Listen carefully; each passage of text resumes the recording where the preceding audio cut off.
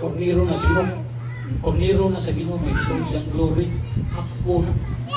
Wala sa dihang desisyon ng asawa nga mahimo ko ng pastor, nakulbaan ko.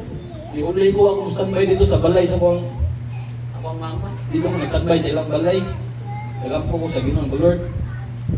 Ikaw na biya ka Lord na ano mo kung pastor, pwede mong ipili nga sa kadaghang may lagi ang istorya nga nung ako pag yun nga kaanga na pag maglibo pag yun, tingog John 16, tingog mga sa Ginoo 1:65.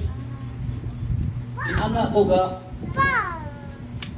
inana ra ka paano ako ang salabutan ba? Di ko makasakot sa pulong sa tungguhin ng Diyos. Sa dihang akong isubmit sa Ginoo Lord. Ika nagibahala. Ika na bahala o God. So silang isubmit ako. Sunday, isimba ko dre, ibis honeymoon to na mo. Malaking kami sa mga asawa. Ato Bra City o Malahos. Niulay ko dre, simba.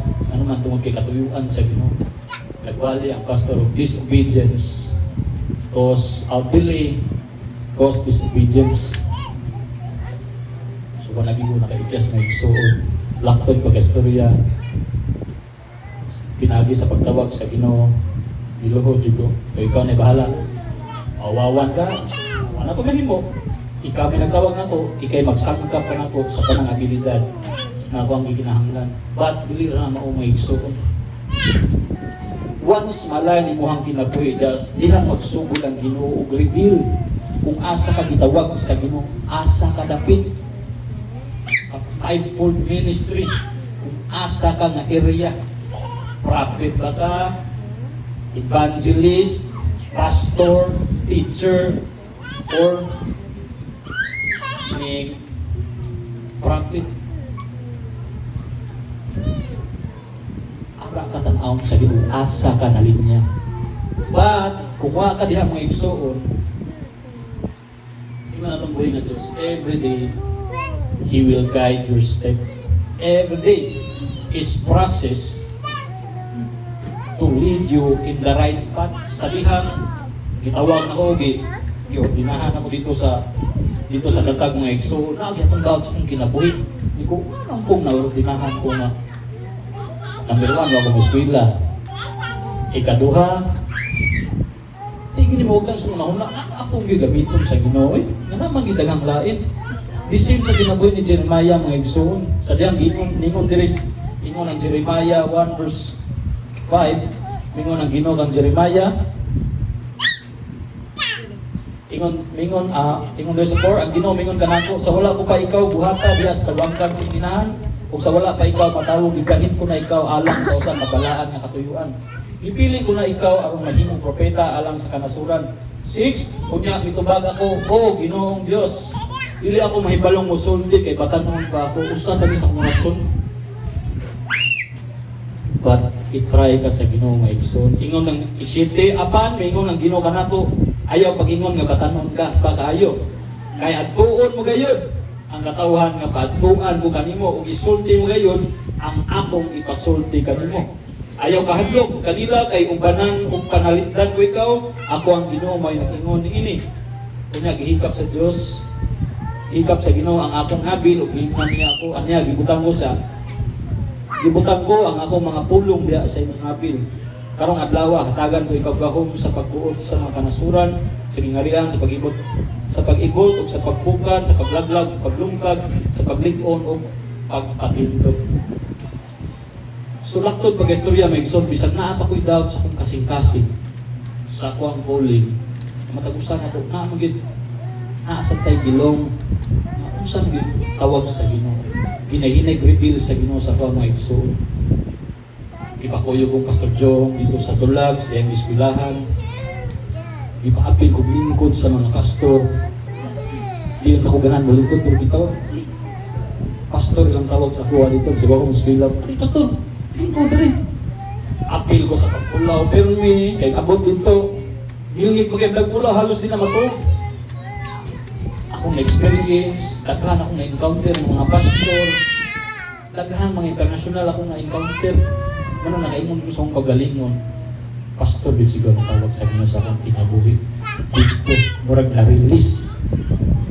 ang doubt sa kasing-kasing na-release. Kaya kung i-accept ang katawagan sa Ginoo sa kong kinabuhi. Muna ingon diri, para imong masabtan ang kabubuton sa Ginoo. Sa ako pang ginaingon, number 1, read your Bible and seek Him wholeheartedly. Ayaw yung punungi ang Ginoo. Nga naman, kung nakay pangutana, tuktok ka ang Ginoo. Ingon bitang Matthew 7, na ingon ang Biblia, tuktok ka, pangitaa, kung imo siya makaplagan. Sa dihang bisag di ko makasabot ani mga igsoon, akong asawa, nagsigig trabaho, di ko matuog, magsigil ko basa, sige ko kasabot, makatuog na lang ko ani, pila ka buwan, hangtod nga, yakagan ako pagsabot sa Ginoo, gamay nga pagsabot, sige mo basa, di ko maagbaw, hangtod nga, yakagan kong knowledge sa Ginoo. Iyak gibiyahan. Mauna yung first step mga igso, kinahanglan makita sa Ginoo nga uhaw ka. Uhaw ka. Iya di kang ilid sa right person. O kinahanglan sa ikaduha, kinahanglan kabalo ka mosalig sa Ginoo. Trust God to guide your steps. Ang pinaka-importante. Nga naman, usahay mo sa mga pamagi sa Ginoo. Tuting lisura sundon. Hindi na itong masaktan yung pamagi. Normal. Kahit masaktan yung pamagi sa Ginoo, sunod ka na yun. Pero tungod kayo, pag-lisod at sabon, para na ito, lisod nga naman. Mas himig lagi ang bira sa ito ang lawas nun. Ngayon, mismo simbata, at ito sa ko'y, tinabi ang barkada dito. Pato sa kumol, maurabi na akong bikantahan, makarelax-relax. Mauna siya ng mga obstacles na imong ma-encounter. But, ingon diri sa ikaduha, trust God to guide your steps. Ingon ang Proverbs 3, 5-6. Common na kayo nato, trust in the Lord with all your hearts and lean not on your own understanding. In all your ways, acknowledge Him and He shall direct your path straight. Common, but lisod kayo nato buhaton. Ang pagsalig sa Ginoo, kinahanglan fully submissive ka ng igsoon. Dili ingon nga, ingnon ka diha nga, makita kag tao diha, abangi, ihatag tanan mong kwarta. Di ka mohatag. Usay inan ang leading sa Ginoo. Usahay ang leading sa Ginoo. Perting lisura. But you need to fully submissive. I-deny in yourself. Kaya mga lang ingon sa pulong sa Ginoo. Ambot mo musunod ka na kung kinangal, i-deny niya ang kagalingon. Iyang pamilya, iyang inikanan, iyang anak, bisag iyang asawa, bisag iyang kagalingon. Kung mo na na-miss, nakuha na ko masapti. Nasadihang pagtikang ako sa kabubuton sa Ginoo, i-invite ko atong dulag lente, tingnan ko sa mama nga, yan ang pangalagat ni tiguang na nimo kay bata, takay ka. Mura kong nagugol. Basa ko, matok na basa. Abot mo masunod ka na ako, kinana, i-deny ako ginang mama. Akong pusla kong ino, i-deny di ka. Balag din na magtingog ka. Pahala ka niya. Basta, first priority ka na kong Ginoo. Sakita na akong mama. Saan mo lang tapos pagbilin? Saka rin sa pagbilin ng pinagbil. Gina na kang mama. Oli-on di kasi niyo hawin. First love akong Ginoo. Nahilag sa akong asawa. Oli-on di kasi niyo. First love akong Ginoo. Ato sa akong bulan. Tungod lagi aning bata. Kaya muto nga. Bata. Kaya gawin. Kunya na nagkuha mo. Ginano ko sa Ginoo. Dito sa dulag niya. Ato mo. Way pretty. Ngayon ang mama. Hindi ka lang pretty. Ano mo? Ato yun ka. Wala po akong isamin sa Ginoo. Nakamuto ko Lord. Ay bahala. Tingaman ko pag biyahe nami karon manang simba biyahe nami o hindi ko magsimba largo nami gatagan ko kon sa mama hindi lang sa kanang I love you sorry kayo ha maori na ako mapabaon nimo praise the Lord ipabaonan ko kwarta sa mama padung dito back and forth tungod lagi kaning kusog ka kaon snap dito kay layo man kay dito doon nahurot dito, pag-abot na mo dito, 3 weeks, 3 days mo dito, kayo gym, muli na ni, pero wami kwarta. Saan mo gani? Muli mo, pero wami kwarta. Pastor Jong, laba pong white kwarta. Kay, biyahis pagtuo, dito mo bayaran dito naman sa pagtuo. So dito, so Miss Kwarto, ni chatang bibilin mi. Kanang, kasi na tayo 1.5 diha. Ay, nagpliti ba, padunguli. How kay sweldoy? Tapos ng mama, ingon lang mama, wala ko'y kwarta dali.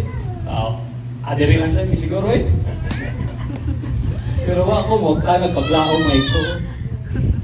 Sa dihang, naabot na sa kasing-kasing kulba ba? Kung grabe ha, pastor, oy. Yung sa pag-prepare na siya gamit, kaya mga uli, naga. Kumplito ng bagyang iguro, mauna niya magkahit. Lingkod dos gawas. Para mag-wait isaw, ibalik mo sa kwarto, sa dormitory ba? Balik mo dito.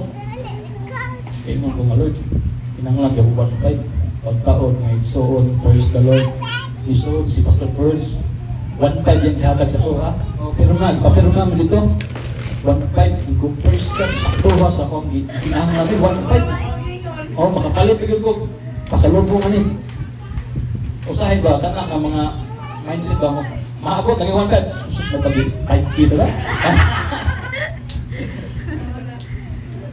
Hantod may ikson sa pagtiglang ako, gigiyahan pagay sa Ginugi, nagpadala daghan ng mga katabang ang Ginoo para ma-lift up ko, para ma-inspire, para madasig pagayo. O dito nagsugod ang abang biyahe nga international mga igsoon. Praise God. Ibayran niya pa na mo pagtuo, why kwarta di pagawas. But God provide. Amen. Dito na ako na-encounter kung usa ka maayo ang Ginoo nga once day maninuod ka sa pagpangalagad sa Ginoo, He will use bisag tao nga dili mo kanang kay mong nga dili na siya gamiton sa Ginoo, ito gamiton sa Ginoo para provide sa mga pagkinahanglan. Laktod pag-istorya ni biyahe kog Thailand international para dragon o mga disabled mga pagod. Dragon boat. Amo ra kong kapista dito eh. Kung ani de kanindo dahil praise the Lord. Adto gisugod og giya sa kanto dito na mas bisamot ang akuang pagkasabot na mao gini katawagan sa Ginoo. Ani dita kung putikang gid ta sa pagtuo sa Ginoo. Mugawas sa atong comfort zone ba. Mugawas ta sa atong share atong makita ang milagro sa Ginoo sa atong kinabuhi. Sa dihang nabot dito sa Thailand, excited kayo ko. Grabe sa inita, dubling init dito. Kung sa kainita diri, times 2 dito. Tungod sa kainit. Kasi Pastor Joe, mag-share mo dito, after may YC dito, why ba? Kaya kung sa, alam, pagdagdaw, hatagan dito. Huwag yan ka, si Pastor Joe, nag-share man. Pag-ana niya sa amin, pagkangkang, uy, kung saan ang goy naman kaya ari naman ay puti. Ito, mira, dili puti. So, lakton, pag-istorya, may gigamit sa dito. Warang gigamit dito sa katong parabot. Daghang gigamit mi dito sa Ginoo sa nagkadaihan ng pamaagi, among i-lift up ang mga leader, ampo dito, nag-worship, nag-send ng mga encouragement, daghang gold ang nakuha nila. Marag 3 ka gold medal siguro. Ang ilang nakuha tungod sa pulong sa Ginoo, nag-lift up sa spirit ba. Sa gunay pag-asa. Pero pag tungog nila sa pulong sa tuloy nga Diyos, i-times 2 lang gusto. Mas pasad daog, may sunog, gidaan sa dito sa bangko. Dito nagsugod ako ang ikaduha nga pagbait sa Ginoo. Kaya abi man ako watcher ako dito ba, exit ba lagi kay Pastor Jong may wali. Susuinan ko nga. Ikay exhortan. Iko. Huwag ako magtingog kay siyempre mga international biya. Nagtawag mga Amerikano na dito ba kay sunggo kita sa English ani. Ino Pastor, balikat amen din. Amen na sura. Atong binuang Pastor Jong ba nga balikat naman ipatawagin matubsig lang sa atin. Tingnan ka. Pero natog yung gato. Nag-study ko in English. Pag ako nagatupuro na di Bisayang tao, sila nga sa English na ako eh. Yung nga wala, pag Bisaya ako to eh. Yan, nakuyawan ko kay ang style nila, Lain mo ganang style kaya sa tuwa, ikaw mag praise and worship.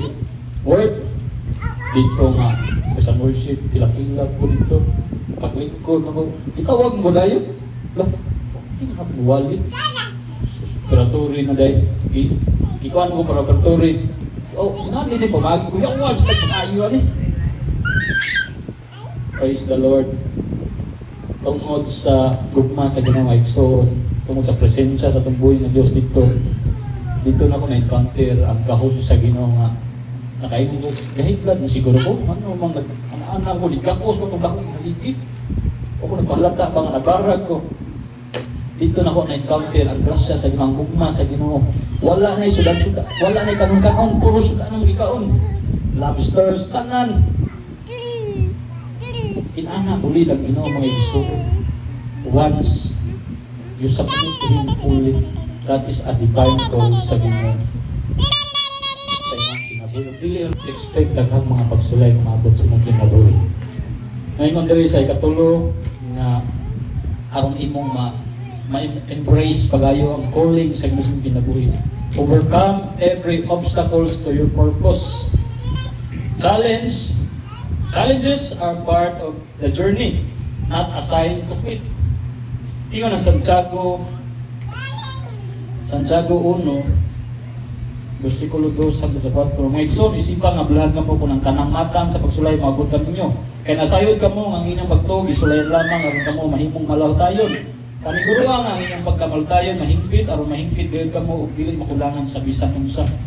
So, sa dihang mutikal na ka sa pagtuo, mga igsoon, imo nang ma-encounter ang mga extraordinary na mga panalangin sa Ginoo. Expect yun ka nga, lagad atak maabot sa mga kinabuhi. Ano man, ang yawa, di mo guna may utang, watcher mo guna.